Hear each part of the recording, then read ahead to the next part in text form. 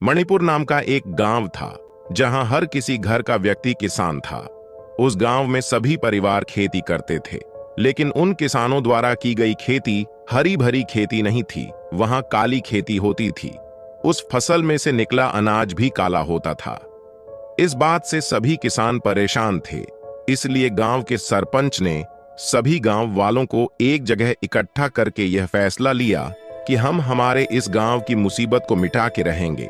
तभी एक किसान बोला कि इस मुसीबत का हल कैसे निकलेंगे। तभी सरपंच जी बोले कि मैं एक काले जादू के तांत्रिक को जानता हूं। तो सभी गांव वालों ने मिलकर तय किया कि कल सुबह हम सभी में से कोई 5 व्यक्ति जाएंगे। यह बात करके सारे लोग अपने अपने घर चले गए। कल सुबह 4 किसान और सरपंच मिलकर उस तांत्रिक से मिलने चले गए। तांत्रिक एक जंगल में रहता था। जंगल में सरपंच पहुंचकर देखने लगा कि तांत्रिक की झोपड़ी किस तरफ है। तभी एक किसान बोला कि वह देखो, वहां आग जल रही है। तभी वह लोग दौड़कर उस आग के पास पहुंचे और उन्होंने देखा कि एक व्यक्ति मंत्रों का उच्चारण करते हुए बरगद के पेड़ पर कुछ बांध रहा था। जब तांत्रिक अपने काले जादू की पूजा करके अपनी झोपड़ी में गया तो सरपंच और किसान भी उसके पीछे पीछे झोपड़ी में चले गए। तभी तांत्रिक बोला, यहां क्यों आए हो? तभी सरपंच बोला, तांत्रिक महाराज, हमें आपकी मदद चाहिए। तो तांत्रिक बोला, कैसी मदद चाहिए तुम्हें? मुझसे बोलो। सरपंच बोला, तांत्रिक महाराज, हमारे गांव के किसान जब अपने अपने खेत में खेती करते हैं और जब फसल उगती है और बड़ी होती है तो वह फसल का रंग काला होता है। तभी तांत्रिक बोला, बस रुक जाओ, मुझे पता चल गया है कि तुम्हारी क्या मुसीबत है। अब तुम मुझे बताओ कि यह सब कब से हो रहा है। सरपंच बोला कि कई सालों पहले बरसात का मौसम था, खेतों में हरी भरी फसल लहरा रही थी और किसान खुशी से अपनी जिंदगी जी रहे थे।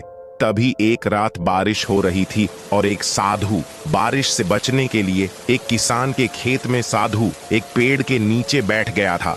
खेत के मालिक ने साधु को लात मारकर कहा, मेरे खेत से निकल जाओ, मेरी फसल नष्ट कर रहे हो। साधु क्रोध से आग बबूला हो गया और वह खड़ा हो गया।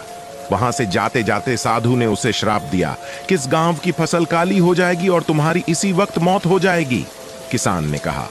झूठा साधु तभी देखते ही देखते फसल का रंग काला पड़ने लगा। बारिश में भीगता हुआ किसान डर गया।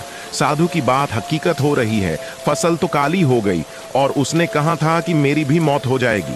किसान डर गया, वहां से भागने लगा। थोड़ी दूर भागने के बाद उसका पैर कीचड़ में फिसलने के कारण गिर गया। तभी खेत के चारों तरफ नुकीले छोटे खंबे उसके सीने में घुस गए और उसकी वही मौत हो गई। उस दिन के बाद हमारे यहाँ काली फसल ही होती है। इसका निवारण करने के लिए हमने उसे साधु को भी खोजा, लेकिन वह नहीं मिला, इसलिए हम आपके पास आए हैं। तांत्रिक बोला, ठीक है, मैं तुम्हारी मदद करूंगा, लेकिन तुम्हें भी मेरी एक शर्त माननी होगी।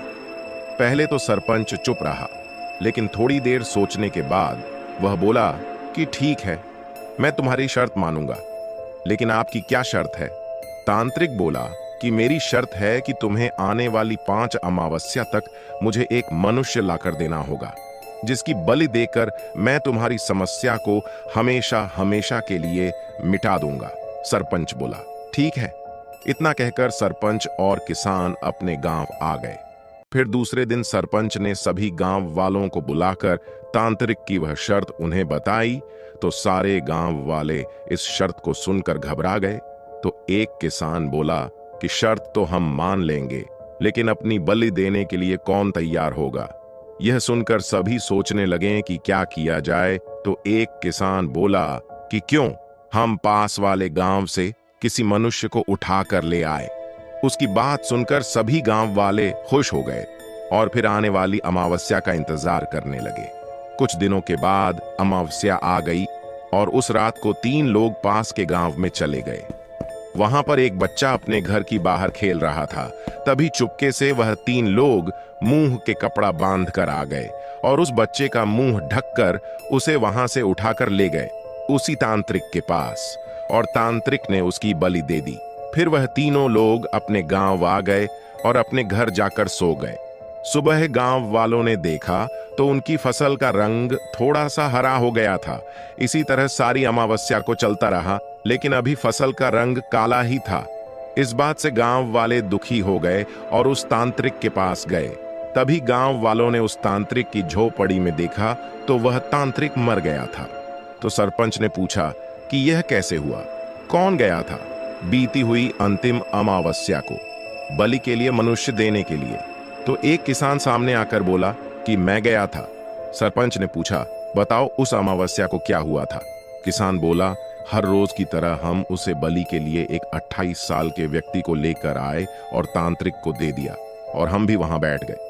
जब तांत्रिक मंत्र पढ़ते हुए पानी के छिट्टे छिड़क रहा था तो कुछ छिट्टे उस 28 साल के व्यक्ति पर गिर गए, जिससे वह उठ गया और पास में पड़ा चाकू लेकर तांत्रिक के सीने में घोंप दिया और वहां से भाग गया।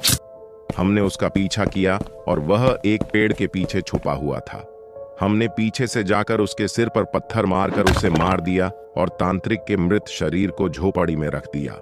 अब सारे गांव वाले वहां से अपने गांव आ गए और एक जगह इकट्ठा होकर वहां बैठ गए। तभी वही साधु आया जिसने इस गांव को श्राप दिया था। सभी गांव वालों ने उससे क्षमा मांगी तो साधु ने उन्हें श्राप से मुक्त कर दिया। अब फिर से उस गांव की फसल हरी हो गई। गांव वालों ने उस साधु को उस गांव में रहने के लिए जगह दी। सारे गांव वाले फिर से अपनी फसल को देखकर खुश हुए।